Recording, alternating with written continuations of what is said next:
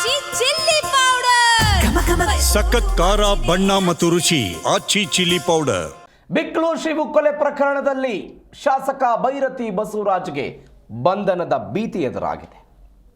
ನಿರೀಕ್ಷಣಾ ಜಾಮೀನು ಅರ್ಜಿ ಹೈಕೋರ್ಟ್ನಲ್ಲೂ ವಜಾ ಆಯಿತು.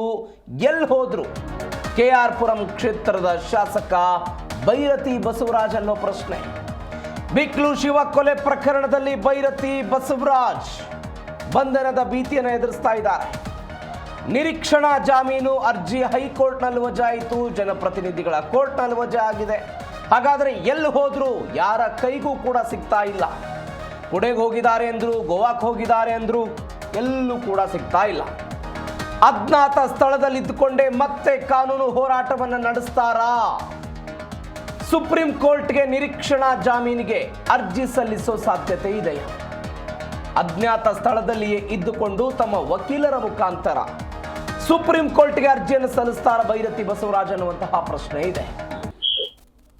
ಶರಣಾಗತಿ ಆಗೋದರ ಬಗ್ಗೆಯೂ ಕೂಡ ಸಮಾಲೋಚನೆಯೇನಾದರೂ ನಡೆಸ್ತಿದ್ದಾರಾ?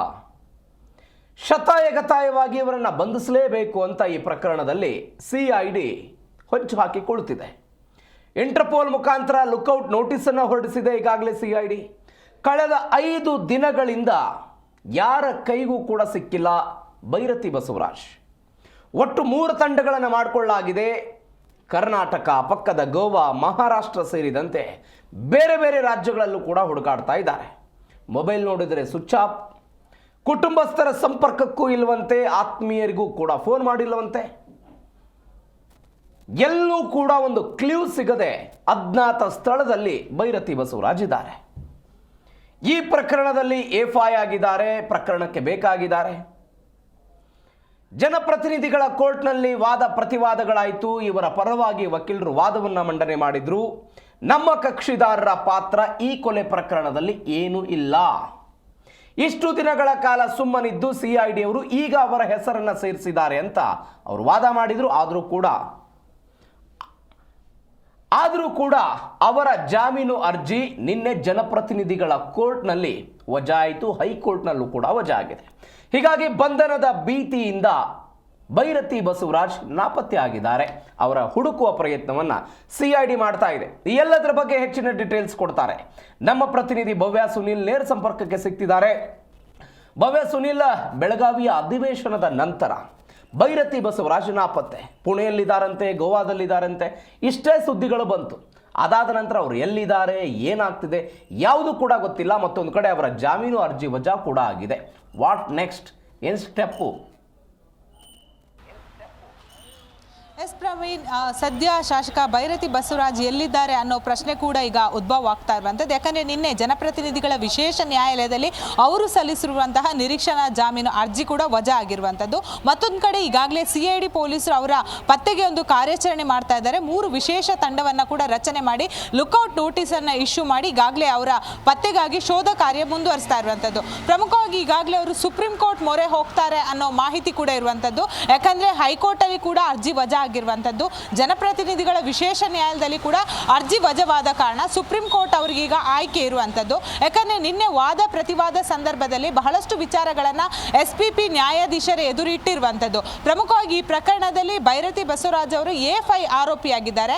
A1 ಆರೋಪಿ ಜಗದೀಶ್ ಜೊತೆ ಯಾವ ರೀತಿ ಲಿಂಕ್ ಅನ್ನ ಎಫ್ಐ ಆರೋಪಿ ಇಟ್ಕೊಂಡಿದ್ರು, ಹಾಗೆಯೇ A20 ಆರೋಪಿ ಹೋದ್ರ ವಕೀಲನಾಗಿದ್ದು ಬಾರ್ ಕೌನ್ಸಿಲಿಂಗ್ ಅಲ್ಲಿ ಯಾವುದೇ ರೀತಿಯಾದಂತಹ ರಿಜಿಸ್ಟರ್ ಅನ್ನ ಮಾಡದೆ ಯಾವ ರೀತಿ ಇವರಿಗೆ ಸಹಕಾರ ಮಾಡಿದ್ದ ಎಫ್ಐ ಆಗಿರ್ಬೋದು, A1 ಆಗಿರ್ಬೋದು, A20 ಅಂದರೆ ಬಿಕ್ಲೂರು ಶಿವು ಕೊಲೆ ಪ್ರಕರಣದಲ್ಲಿ ಯಾವೆಲ್ಲ ಪಾತ್ರ ಇದೆ ಅನ್ನೋದನ್ನ ಕೂಡ ನಿನ್ನೆ SPP ಅವರು ಸಂಪೂರ್ಣವಾಗಿ ನ್ಯಾಯಾಧೀಶರ ಎದುರು ಒಂದು ತಿಳಿಸಿದ್ರು. ಈ ಸಂದರ್ಭದಲ್ಲಿ A1 ಆರೋಪಿ ಅಂದರೆ ಆ ಬಿಕ್ಲೂರು ಶಿವನ್ನ ಯಾವ ರೀತಿ ಸೌದೆ ಹೊಡೆಯುವ ಹಾಗೆ ಕೊಲೆ ಮಾಡಿದ್ದ ಅನ್ನೋದನ್ನ ಕೂಡ ಅಂದು ಬಿಚ್ಚಿಟ್ಟಿದ್ರು. ಸೊ ಅಷ್ಟು ಮಾತ್ರವಲ್ಲದೆ ಆ ಎಫ್ಐ ಆರೋಪಿ ಕುಂಭಮೇಳಕ್ಕೆ ಹೋದಂತಹ ಆರೋಪಿಗಳ ಜೊತೆ ಹೋದಂತಹ ಫೋಟೋಗಳಾಗಿರ್ಬೋದು, ಟವರ್ ಲೊಕೇಶನ್ ಆಗಿರ್ಬೋದು, ಅಂದರೆ ಈ ಸಂದರ್ಭದಲ್ಲಿ ಬೈರತಿ ಭೈರತಿ ಬಸವರಾಜ್ ಅವರ ವಕೀಲರು CID ಪೊಲೀಸರ ಜೊತೆ ಯಾವುದೇ ರೀತಿಯಾದಂತಹ ಸಾಕ್ಷ್ಯಗಳಿಲ್ಲ, ವಿನಾಕಾರಣ ಅವರ ಹೆಸರನ್ನ ಹಾಳು ಮಾಡೋದಕ್ಕೋಸ್ಕರ ಈ ರೀತಿಯಾದಂತಹ ಇನ್ವೆಸ್ಟಿಗೇಷನ್ ಅನ್ನ ಮಾಡ್ತಾ ಇದ್ದಾರೆ ಅನ್ನೋ ಆರೋಪವನ್ನ ಕೂಡ ಮಾಡಿದ್ರು. ಇದಕ್ಕೆ ಪೂರಕ ಸಾಕ್ಷ್ಯಗಳನ್ನ ಕೂಡ ನ್ಯಾಯಾಧೀಶರ ಎದುರೊಂದು ಕೊಟ್ಟಿರುವಂತದ್ದು SPP. ಸೊ ಇದನ್ನೆಲ್ಲ ನೋಡುವಾಗ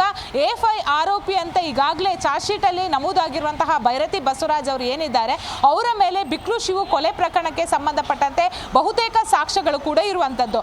ಅಷ್ಟು ಮಾತ್ರವಲ್ಲದೆ ಜನಪ್ರತಿನಿಧಿ ವಿಶೇಷ ನ್ಯಾಯಾಲಯಕ್ಕೆ ಕೆಲವೊಂದು ವಿಚಾರಗಳನ್ನು ಹೇಳುವ ಸಂದರ್ಭದಲ್ಲಿ ಹೈಕೋರ್ಟ್ ಕೂಡ ಯಾಕೆ ಜಾಮೀನನ್ನ ರದ್ದುಪಡಿಸಿತ್ತು ಅನ್ನೋ ವಿಚಾರವನ್ನ ಕೂಡ SPP ತಿಳಿಸಿದ್ರು. ಸೊ ಹೀಗಾಗಿ ಇವರು ಸುಪ್ರೀಂ ಕೋರ್ಟ್ಗೆ ಕೂಡ ಒಂದು ವೇಳೆ ಜಾಮೀನು ಕೋರಿ ಅರ್ಜಿಯನ್ನ ಹಾಕಿದ್ರು ಕೂಡ ಇದೇ ಸಂದರ್ಭದಲ್ಲಿ CID ಪರ ವಕೀಲರು ಬಹಳಷ್ಟು ಸಾಕ್ಷ್ಯಗಳನ್ನ ಸುಪ್ರೀಂ ಕೋರ್ಟ್ಗೆ ಕೂಡ ಸಬ್ಮಿಟ್ ಮಾಡುವ ಸಾಧ್ಯತೆ ಇರುವಂತದ್ದು. ಸೊ ಇದೆಲ್ಲ ತಿಳಿದು ನಂತರ ಬೆಳಗಾವಿ ಅಧಿವೇಶನಕ್ಕೆ ಹೋದವರು ಅಲ್ಲಿಂದ ಎಲ್ಲಿಗೆ ಕೂಡ ಯಾರಿಗೂ ಕೂಡ ಅಂದ್ರೆ ಕುಟುಂಬಸ್ಥರಿಗೆ ಆಗಿರ್ಬೋದು ಅಥವಾ ಫ್ರೆಂಡ್ಸ್ಗೆ ಆಗಿರ್ಬೋದು ಅಥವಾ ರಾಜಕೀಯಕ್ಕೆ ಆಗಿರ್ಬೋದು ಯಾವುದಕ್ಕೆ ಕೂಡ ಇವರು ಕಾಂಟ್ಯಾಕ್ಟ್ ಅನ್ನ ಆಗಿಲ್ಲ. ಸೊ ಹೀಗಾಗಿ ಇವರು ಎಲ್ಲಿದ್ದಾರೆ ಅನ್ನೋದು ಇನ್ನೂ ಕೂಡ ನಿಗೂಢವಾಗಿರುವಂತದ್ದು.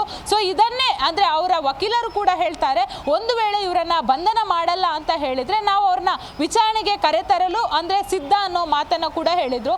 ಮತ್ತೊಂದು ಕಡೆ ಇಲ್ಲಿವರೆಗೆ ಭೈರತಿ ಬಸವರಾಜ್ ಯಾವುದೇ ಕಾರಣಕ್ಕೂ CID ಪೊಲೀಸರ ವಿಚಾರಣೆಗೆ ಹಾಜರಾಗಿಲ್ಲ. ಸೊ ಹೀಗಾಗಿ ಅವರನ್ನ ವಿಚಾರಣೆ ಮಾಡುವಂಥದ್ದು ಬಹಳಷ್ಟು ಅಗತ್ಯವಾಗಿದೆ. ಅಷ್ಟು ಮಾತ್ರವಲ್ಲದೆ ಅವರ ಮೊಬೈಲ್ ಆಗಿರ್ಬೋದು ಕೆಲವೊಂದು ಅಂದ್ರೆ ವಿಚಾರಗಳನ್ನ ಕೂಡ ಅವರಿಂದ ಪಡಿಬೇಕಾಗುತ್ತೆ ಅನ್ನೋ ಅಂಶವನ್ನ ಕೂಡ SPP ತಿಳಿಸಿರುವಂಥದ್ದು. ಒಟ್ಟಾರೆ ಹೇಳಬೇಕಾದ್ರೆ ಭೈರತಿ ಬಸವರಾಜ್ ಅವರು ಈಗ ಎಲ್ಲಿದ್ದಾರೆ ಅನ್ನೋ ಪ್ರಶ್ನೆ ಕೂಡ ಮೂಡ್ತಾ ಇದೆ. ಯಾಕಂದರೆ A1 ಆರೋಪಿ ಜಗದೀಶ್ ಈಗಾಗಲೇ ಎಸ್ಕೇಪ್ ಆದ ಕಾರಣ ಇವರು ಕೂಡ ವಿದೇಶಕ್ಕೆ ಹೋಗುವ ಸಾಧ್ಯತೆ ಇರೋ ಕಾರಣಕ್ಕಾಗಿ ಈಗಾಗಲೇ ಲುಕ್ಔಟ್ ನೋಟಿಸನ್ನು ಇಶ್ಯೂ ಮಾಡಿರುವಂಥದ್ದು. ಅಂದರೆ ವಿಮಾನದಲ್ಲಿ ಎಲ್ಲೂ ಕೂಡ ಅವರು ಪ್ರಯಾಣ ಮಾಡಬಾರ್ದು ಅನ್ನೋ ನಿಟ್ಟಿನಲ್ಲಿ. ಹಾಗಾದರೆ ಭೈರತಿ ಬಸವರಾಜ್ ಅವರು ಎಲ್ಲಿ ನಿಗೂಢವಾಗಿದ್ದಾರೆ ಅನ್ನೋ ಪ್ರಶ್ನೆ ಕೂಡ ಈಗಾಗಲೇ ಪೊಲೀಸರ ಬಳಿ ಕೂಡ ಇರುವಂಥದ್ದು. ಹಾಗೆಯೇ ಅವರನ್ನು ಏನು ಆಯ್ಕೆ ಮಾಡಿ ಕಳುಹಿಸಿದ್ದಾರೆ, ಜನರು ಕೂಡ ಇದನ್ನು ಕೆಲವರು ಪ್ರಶ್ನೆ ಮಾಡ್ತಾ ಇದ್ದಾರೆ. ಯಾಕಂದರೆ ರಾಜಕೀಯ ವ್ಯಕ್ತಿ ಆದವರು ಒಂದು ಈ ರೀತಿಯಾದಂತಹ ಆರೋಪ ಬಂದಾಗ ಅದನ್ನು ಎದುರಿಸಬೇಕಾಗುತ್ತೆ. ಅದನ್ನು ಬಿಟ್ಟು ಈ ರೀತಿ ಕಾಣೆಯಾಗೋದು ಎಷ್ಟರ ಮಟ್ಟಿಗೆ ಸರಿ ಅನ್ನೋದು ಸಾರ್ವಜನಿಕ ವಲಯದಲ್ಲಿ ಕೂಡ ಈಗ ಪ್ರಶ್ನೆ ವ್ಯಕ್ತವಾಗಿದೆ. ಸೊ ಈಗ ಅವರಿಗೆ ಆಯ್ಕೆ ಇರುವಂಥದ್ದು ಸುಪ್ರೀಂ ಕೋರ್ಟ್ ಅಲ್ಲಿ ಒಂದು ವೇಳೆ ನಿರೀಕ್ಷಣಾ ಜಾಮೀನು ವಜಾ ಆದರೆ ಅವರು ಎಲ್ಲೇ ಇದ್ರೂ ಕೂಡ ಪೊಲೀಸರ ಎದುರು ಹಾಜರಾಗಬೇಕು, ಅಥವಾ ಅವರನ್ನು ಈಗಾಗಲೇ 3 ತಂಡ ಏನು ರಚನೆ ಮಾಡಿದ್ದಾರೆ ಅವರು ಬಂಧನ ಮಾಡಿ ತದನಂತರ ನ್ಯಾಯಾಧೀಶರ ಎದುರು ಪ್ರೊಡ್ಯೂಸ್ ಮಾಡಿ ಅರೆಸ್ಟ್ ಪ್ರೊಸೆಸ್ ತೋರಿಸುವ ಎಲ್ಲ ಸಾಧ್ಯತೆ ಇರುವಂಥದ್ದು. ಯಾಕಂದ್ರೆ ಅವರನ್ನು ಅರೆಸ್ಟ್ ಮಾಡೋದಕ್ಕೆ ಎಲ್ಲಾ ಸಾಕ್ಷ್ಯಗಳು ಕೂಡ ಈಗಾಗಲೇ ತನಿಖಾ ತಂಡದ ಕೈಯಲ್ಲಿ ಇರುವಂತದ್ದು. Praveen. Yes Bhavya, thank you. ನಿಮ್ಮೆಲ್ಲ ಡೀಟೇಲ್ಸ್ ಏನಾಗುತ್ತೆ ಈ ಪ್ರಕರಣ ಯಾವಾಗ ಸಿಗ್ತಾರೆ ಕಾದ್ ನೋಡೋಣ.